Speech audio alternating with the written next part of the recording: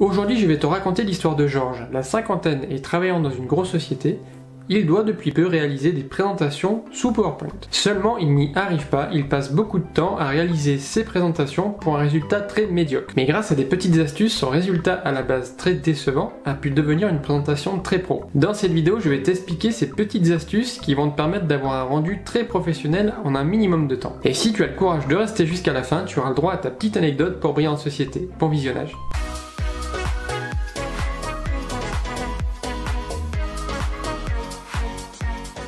Salut à toi, j'espère que tu vas bien. Moi c'est Max, bienvenue sur ma chaîne dans laquelle j'accompagne tous ceux qui veulent s'initier aux bases de l'informatique. Comme toi, ton but étant de ne plus avoir peur de l'ordinateur et mon but à moi étant de t'apporter un maximum de valeur dans mes vidéos. Je t'invite d'ailleurs à mettre en commentaire si tu as des idées d'autres vidéos ou des questions et j'y répondrai avec plaisir. Et donc aujourd'hui, on va regarder comment Georges a réussi à réaliser sa magnifique présentation. Dans un premier temps, il faut bien se rappeler quels sont les objectifs de ta présentation. Convaincre les personnes à qui tu l'exposes. Si possible, ne pas les endormir avec une présentation plate. Et troisième chose, faire ressortir les points importants pour toi. Il y a aussi 3 points à éviter. Dans un premier temps, il ne faut pas tout écrire sur ta présentation. Mets-toi à la place de celui qui va regarder ta présentation, tu vas forcément lire tout le texte et toutes les lignes, donc tu vas perdre l'attention de celui qui parle.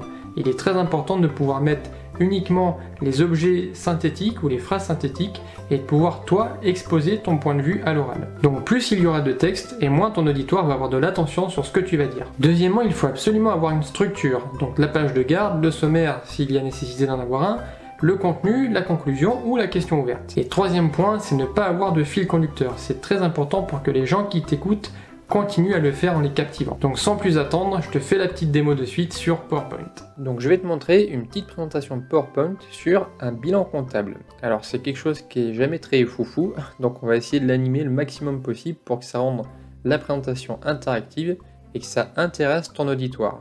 Donc je vais te montrer le résultat final qui est fait très rapidement et puis je vais te montrer aussi pas à pas comment la réaliser.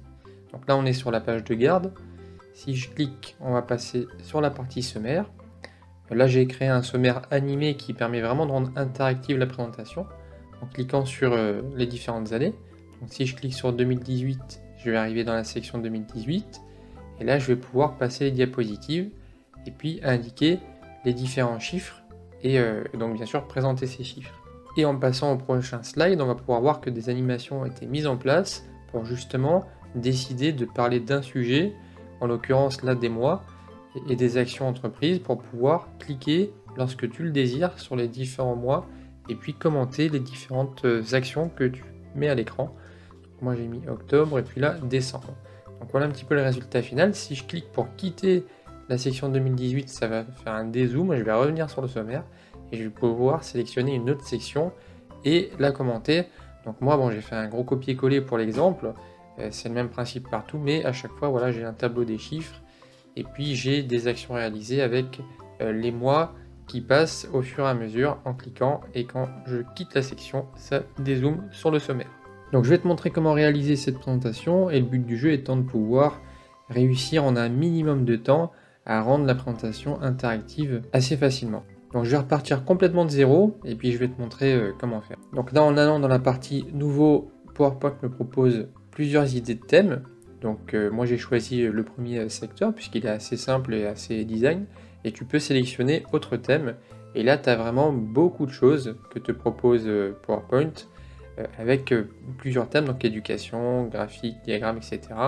Si on clique sur professionnel, il va charger les thèmes professionnels et tu vois, il y a vraiment beaucoup de choses. Tu peux sélectionner ce qui t'intéresse pour pouvoir coller au mieux à la présentation que tu veux faire.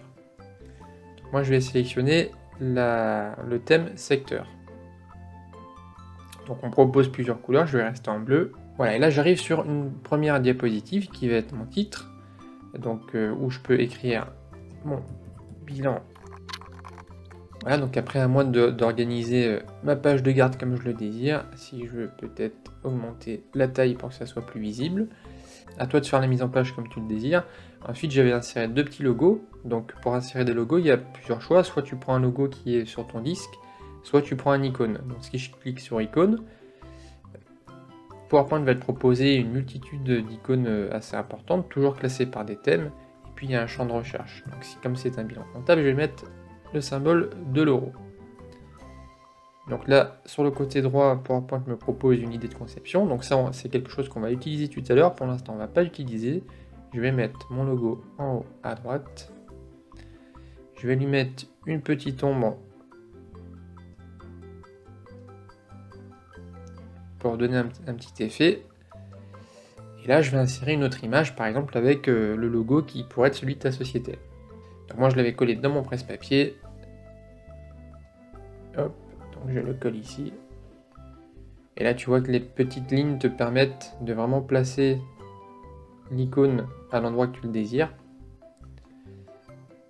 Donc là, maintenant, je vais mettre une petite ombre de la même manière, donc en passant non pas par clic droit format l'image, mais par l'onglet format l'image qui vient d'apparaître et puis effet de l'image, et l'ombre qui a ombre, et je peux cliquer sur l'ombre centrale. Donc une fois qu'on a fait la page de garde, on va pouvoir rajouter des diapositives, soit en cliquant sur le côté gauche et en faisant clic droit nouvelle diapositive, soit en cliquant simplement dans l'accueil sur le bouton nouvelle diapositive. Donc là on voit que le design est un petit peu différent parce que c'est le thème qui le choisit. Si tu prends un autre thème, tu auras forcément un design différent. Donc là, on peut aller générer des différents menus et puis voir comment créer un sommaire interactif. Donc si on clique sur la première slide, on peut mettre année 2018 et puis je vais dupliquer pour faire les 4 autres années.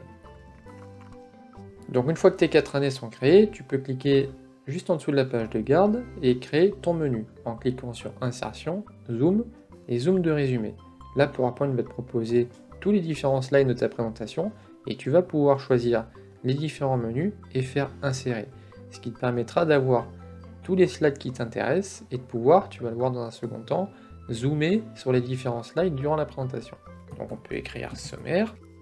Voilà, donc là tu vois que les slides sont un peu plats en termes de design, donc on peut aller sur les différents slides et puis aller faire les idées de conception qui se trouvent dans accueil pour pouvoir avoir un rendu sympathique. Donc après PowerPoint te propose pas mal de choses et c'est vraiment à toi de cliquer sur ce qui t'intéresse. Donc moi je vais faire très basique et je vais prendre le premier, ce qui me permettra d'avoir le même design partout. Voilà, une fois que c'est fait, si je reviens sur mon sommaire, là tu peux constater que le design a complètement changé et est dynamique par rapport à ce que tu changes dans tes différents menus. Et sur le côté gauche, qu'est-ce qu'on a pu constater? C'est que maintenant c'est classé par section. C'est-à-dire qu'on a la section par défaut, la section récapitulative, et puis la section classée par le titre de mes différents slides que j'ai sélectionnés. Donc une fois qu'on a fait tout ça, on va pouvoir générer des transitions entre les pages. Donc là par exemple j'avais mes deux icônes, le logo et puis l'icône un petit peu du thème de la présentation. Si je clique sur mon sommaire, je vais pouvoir les coller et puis donner un petit effet sympa en mettant le logo par exemple de la société en bas à droite et puis le logo du thème de la présentation en bas à gauche. Et avec une transition qui s'appelle morphose, on va pouvoir obtenir un effet sympathique. Donc là je me mets sur transition, morphose, et là tu vois que les deux logos vont se croiser et vont donner un aspect un petit peu dynamique à ta présentation. Donc je te le remonte, là tu as différentes options qu'on va voir tout à l'heure. La première option c'est objet, et si je clique sur objet, voilà, on voit qu'on passe au second slide de sommaire et que les deux icônes se croisent pour pouvoir générer une animation. Pour te montrer rapidement ce que ça donne, je vais me mettre sur la page de garde et puis cliquer sur, commencer depuis le début sur le diaporama. Donc si je clique sur le diaporama, j'ai ma présentation qui est à l'écran. Si je clique, tu vois la petite transition, on passe sur le sommaire. Et là, ce qui est intéressant, c'est que tu peux aller plonger dans les différentes sections pour aller voir tes différents chiffres. Donc je peux cliquer sur année 2018, tu vois, il y a un effet sympa avec un zoom. Donc là, bon, j'ai pas de slide en dessous, je vais en remettre, mais tu pourrais faire défiler les différents slides. Et une fois que tu as fini ta section, tu cliques et tu vas revenir au sommaire. Donc ça te permet de cliquer sur vraiment le slide qui t'intéresse, année 2020, 2021, et tu peux aller voir tes différents slides et revenir. Donc ça, c'est très intéressant puisque ça permet d'avoir une présentation très dynamique. Donc si je fais échappe pour quitter le mode diaporama, je vais pouvoir maintenant aller rajouter quelques slides. Donc là, pour aller un petit peu plus vite, j'ai déjà copié le slide sur mon autre présentation. Là, on peut voir qu'il y a simplement un tableau avec quelques chiffres. Donc j'ai mis les chiffres de 2018. Et là, on va utiliser toujours la transition en morphose, mais cette fois, on va l'utiliser avec l'option mots. Donc la transition va aller rechercher sur le slide précédent tous les mots qui seront composés dans le slide suivant. Et on voit que 2018, je te le remontre, était sur le slide précédent et à glisser sur le nouveau slide. Donc ça pareil, ça permet de rendre un effet un petit peu dynamique à ta présentation. Donc sur le slide suivant, on va écrire les actions de l'année, donc assez simplement avec du texte et des mois, et tu vas voir que automatiquement PowerPoint va te proposer quelque chose. Donc si je fais insérer une forme avec du texte, on va faire un petit exemple rapide.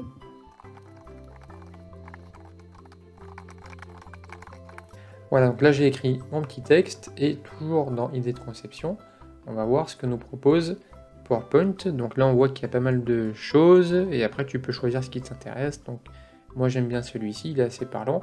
Et là tu vois que tout a été redesigné. Et si je fais CTRL Z, on passe de quelque chose d'assez plat à quelque chose d'assez graphique très facilement en un clic. Donc c'est vraiment très pratique. Donc après, tu peux encore animer ta présentation, aller encore plus loin avec les animations. Donc là, si je clique sur mon diaporama, automatiquement, je vais tout qui va s'afficher d'un seul coup, mais après, je vais vouloir commenter les différents mois. Donc si je clique sur échappe, là, PowerPoint m'a généré une forme avec en fait plusieurs formes qui sont groupées à l'intérieur. Donc là, tu vois qu'il y a toutes les formes groupées. Et je ne vais pas pouvoir aller sélectionner ce qui m'intéresse pour générer des animations. Donc ce que je vais faire, c'est que je vais faire clic droit sur le rectangle principal, et puis je vais dissocier le différent groupage pour aller retrouver tous mes acteurs. Donc là, on voit que c'est encore groupé. Je le fais une seconde fois, dissocier, voilà. Et là, on voit que j'ai vraiment tous mes objets indépendants les uns des autres. Donc si je vais sélectionner ma partie février, alors là j'ai pris le point qui est juste à droite, voilà. Donc là j'ai uniquement février et action 1, et si je clique sur animation, je vais pouvoir par exemple faire une entrée brusque de cette manière, et puis animer le mois de février. Donc ensuite, si tu cliques sur volet d'animation, tu vois que sur le côté droit, j'ai tous les objets qui se sont animés.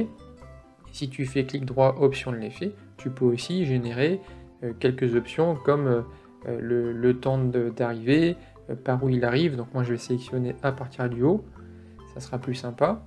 Voilà, donc là il arrive par le haut. Et puis je peux faire la même chose sur les autres actions.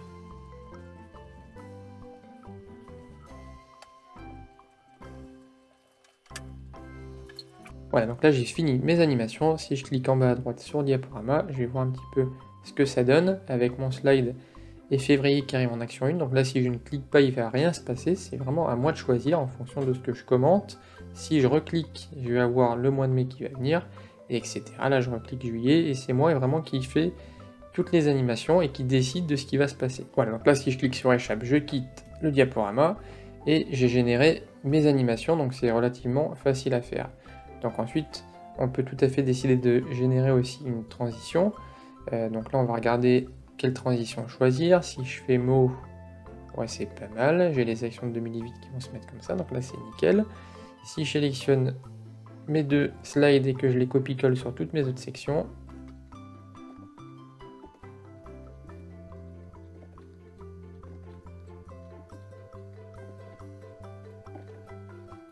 voilà, donc là j'ai mis mes slides partout et je vais te faire une petite présentation de ce que ça donne en lançant le diaporama complet. Voilà, donc là j'arrive sur le sommaire avec ma petite animation pour les icônes. Là j'ai les différents menus qui sont proposés.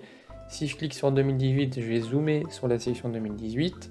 En recliquant, je vais avoir ma petite animation du 2018 qui va se placer sur le côté droit du titre. J'ai mon tableau qui apparaît avec une petite animation. Si je reclique, je vais avoir mes deux mots qui vont se mettre sur le côté droit, mon mois de février qui arrive, et puis en fonction du clic de ma souris, je vais pouvoir afficher les différents mois en les commentant. Donc une fois que j'ai fini ma présentation de 2018, si je reclique, je vais retourner au sommaire, et après à moi de choisir les différentes années à commenter. Donc si je reclique sur 2019, là vu que j'ai fait un copier-coller, je vais avoir vraiment le même principe sur tous mes slides, mais c'est pour te montrer que en quelques clics et en quelques actions, tu peux arriver à un résultat sympathique. Donc il suffit de connaître les différentes astuces. Donc pour te résumer, là j'ai utilisé 3 techniques. La première technique, c'est celle de pouvoir aller intégrer des icônes et d'utiliser l'animation, la transition morphose, ce qui te permettra de pouvoir aller récupérer ces différents objets et en fonction de leur placement sur le slide d'après, de les animer. La deuxième technique, c'est de pouvoir utiliser le sommaire en zoom. Donc je te le rappelle, c'est dans Insertion, Zoom, et là tu fais Zoom de résumé. Tu vas pouvoir aller sélectionner les différents slides que tu proposes PowerPoint et générer des sections qui te permettront d'aller zoomer puis dézoomer en fonction de comment se passe ta présentation. Et la troisième technique, c'est la technique des animations. Donc là, je l'ai vraiment survolé, mais il y a énormément de choses possibles. Donc dans l'animation, si tu fais voler d'animation, tu as le résumé sur le côté droit. Et donc, tu as vraiment énormément de choses en animation d'entrée. Tu peux accentuer pour pouvoir vraiment zoomer sur quelque chose. Et puis l'animation de sortie, donc il y a beaucoup de choses possibles. Et la dernière chose, c'est l'idée de conception. Ça, c'est vraiment hyper utile, que ce soit pour tes slides de début de section ou pour le reste. PowerPoint te propose vraiment des choix assez sympathiques et généralement raccord avec ton thème. Donc c'est vrai que c'est super sympa de pouvoir très facilement avoir quelque chose de design et de présenter quelque chose d'assez pro rapidement. J'espère que cette vidéo a été utile pour toi. En tout cas, merci d'être resté jusqu'à la fin. Je t'invite à me laisser un petit pouce bleu ou à mettre un commentaire si tu as aimé la vidéo. Je t'invite à t'abonner à ma chaîne. Et si tu veux aller un petit peu plus loin avec moi, je t'invite à télécharger ma formation d'1 heure sur les 12 stratégies pour débuter avec ton PC. C'est une formation qui m'a pris beaucoup de temps à faire et qui va t'apporter un maximum de valeur sur des conseils de base sur l'informatique. Elle te permettra de pouvoir identifier les éléments qui sont néfastes sur ton ordinateur et mettre des techniques et des habitudes en place pour booster ton PC. Ce sont des techniques que j'utilise au quotidien et qui m'ont permis d'aller beaucoup plus vite et de booster ma productivité. Tu vas recevoir 4 vidéos d'1 quart d'heure en tout, donc chaque jour une nouvelle vidéo, donc ça te fait 1 heure en tout, et je t'invite à prendre des notes et puis à appliquer les conseils pour voir directement les résultats. Et pour te récompenser d'être resté jusqu'à la fin, voici ma petite anecdote sur le pétaoctet. Et donc qu'est-ce qu'un pétaoctet? Même si le nom peut faire rire, ça existe vraiment. Nous savons tous que 1 gigaoctet égale 1024 mégaoctets, mais est-ce que tu savais que 1 pétaoctet correspondait à 1024 téraoctets? Pour te donner une idée de la taille de cette donnée, 1 pétaoctet pourrait contenir jusqu'à 13 ans de vidéos HD. Un disque dur de 50 pétaoctets pourrait contenir l'ensemble des œuvres écrites dans l'humanité depuis le tout début de l'histoire et ce dans toutes les langues. Incroyable, non? Sur ce, je te souhaite une excellente journée et je te dis à la semaine prochaine pour une nouvelle astuce en vidéo. Porte-toi bien, ciao!